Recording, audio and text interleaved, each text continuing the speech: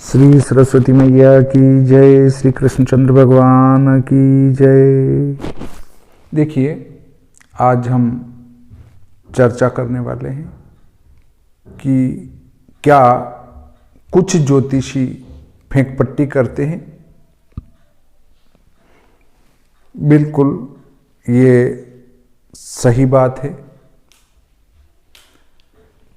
क्योंकि आज जब सुबह सुबह मैं उठा और व्हाट्सएप ग्रुप देखा तो उस पर धनु संक्रांति के विषय में एक लंबा लेख लिखा था। 14 दिसंबर से मलमास, धनुर्मास, खर मास प्रारंभ हुआ। मैंने देखा कुछ अपने पंचांग में लिखने में गलती तो नहीं हो गई। मैंने उठा के अपना पंचांग देखा तो अपने 16 तारीख को सुबह 15 दिसंबर की रात में ही धनु संक्रांति प्रवेश लिखी गई थी। फिर अभी आधा घंटे पहले फेसबुक चलाई तो उस पर अखबार में की कटिंग पड़ी थी। उसमें लिखा था 14 दिसंबर से खरमास प्रवेश होगा, इसके साथ ही समस्त शुभ कार्य बंद हो जाएंगे। फिर मुझे ये शंका हुई कि अपनों ने अपने पंचांग में गलत तो नहीं लिख डाला। दूसरे पंचांग को भी उठा के देखा तो न उसमें भी संक्रांति का प्रवेश जो मैंने लिखा है वो ही लिखा था।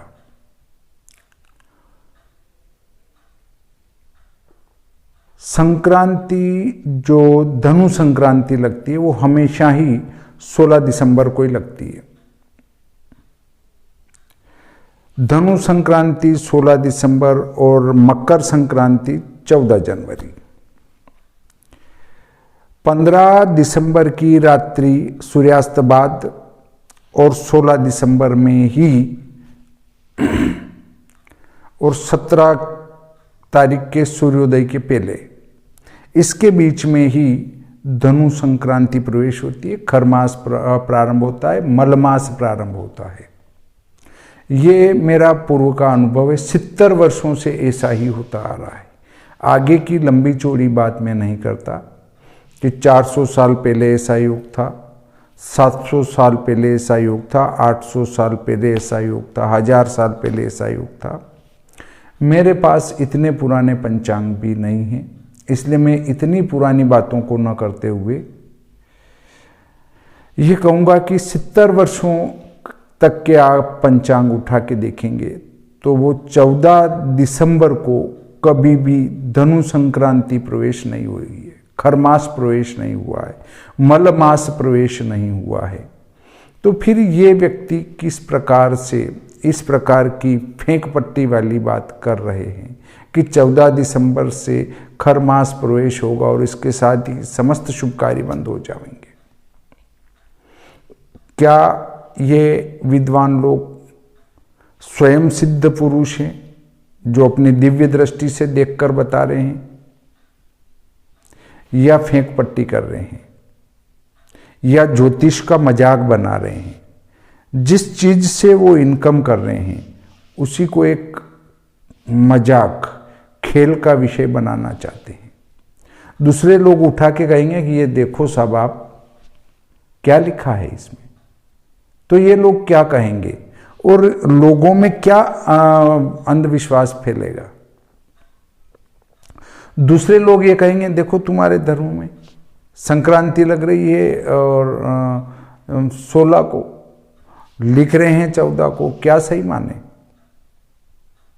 मेरे पास भी ऐसा आया था कि संक्रांति 14 को लग रही है कि 15 को लग रही है। न 14 को लग रही है, न 15 को लग रही, 16 को लग रही है। 15 की रात्रि में लगेगी,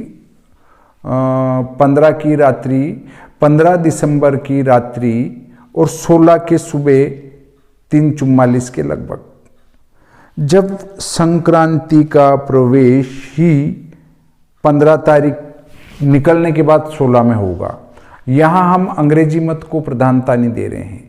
हमारा हिंदू मत भी यही कहता है कि जब निषिद्ध के बाद अगर कोई संक्रांति प्रवेश हो तो उसका पुण्यकाल अगले दिन होगा।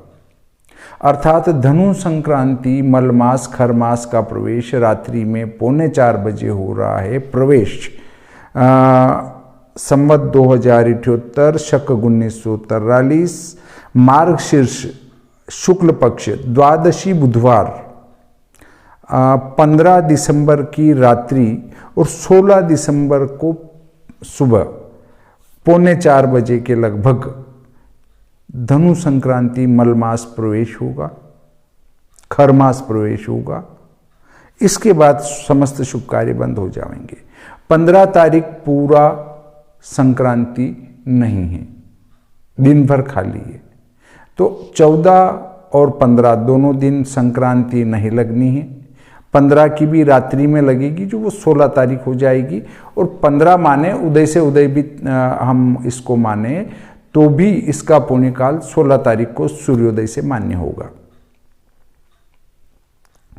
तो इस प्रकार की भ्रांतियां जनता में न फैलावें। संवत 2078 शक 1943 मार्गशीर्ष शुक्ल पक्ष द्वादशी बुधवार 15 दिसंबर 2021 की रात्रि अर्थात 16 तारीख को सुबह 3:45 बजे से लगाकर संवत 2078 शक 1943 पोष शुक्ल पक्ष द्वादशी शुक्रवार दिनांक 14 जनवरी 2022 तक 14 जनवरी 2022 के दिन में लगभग 2:30 बजे तक धनु संक्रांति मलमास खरमास रहेगा। इसके बीच में कोई शुभ कार्य नहीं होंगे।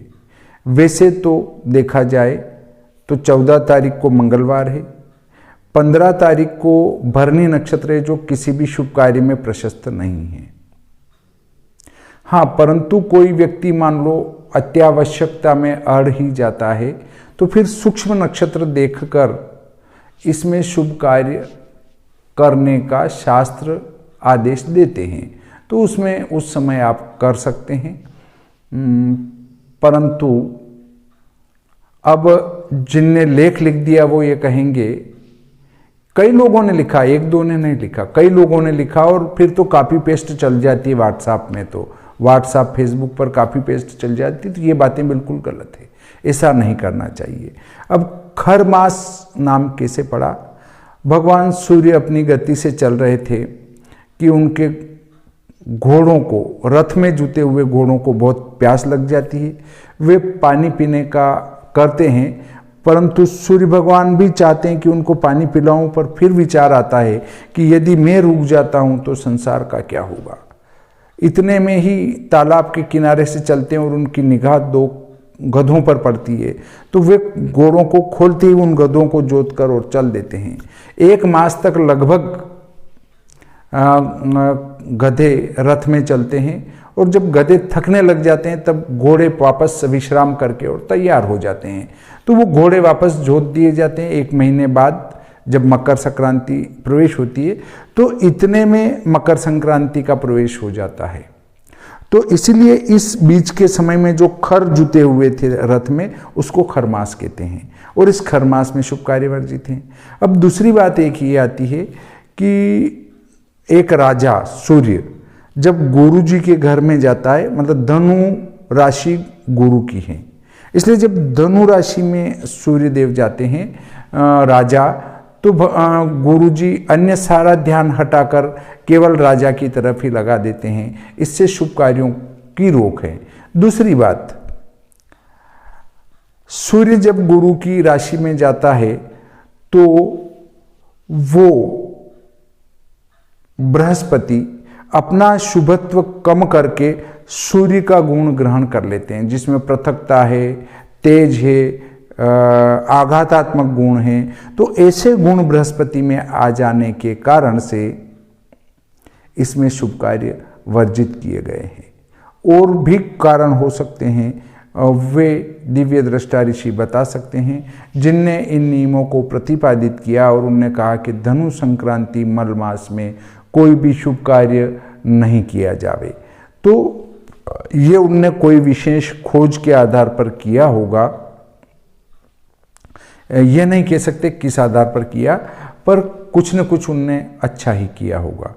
तो परंतु धनु संक्रांति मल मास में दक्षिणी भारत में शुभ कार्य होते हैं, मांगलिक कार्य होते हैं, परंतु बाकी समस्त भारत में कोई मांगलिक कार्य, कोई शुभ कार्य नहीं किया जाता है। तो इस प्रकार से आप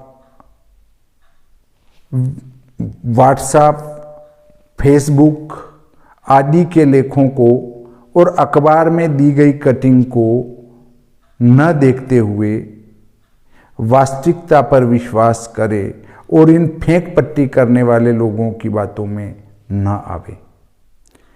खरमास, मलमास, धनुर्मास 16 दिसंबर को सुबह 3:45 से लगाकर 16 दिसंबर 2021 को सुबह 3:45 से लगाकर 14 जनवरी 2022, अगर अंदर कुछ कहने में चूक हो गई हो तो सुधार लें, 14 जनवरी 2022 को दिन में लगभग 2:30 बजे तक खरमास, मलमास, धनुर्मास रहेगा।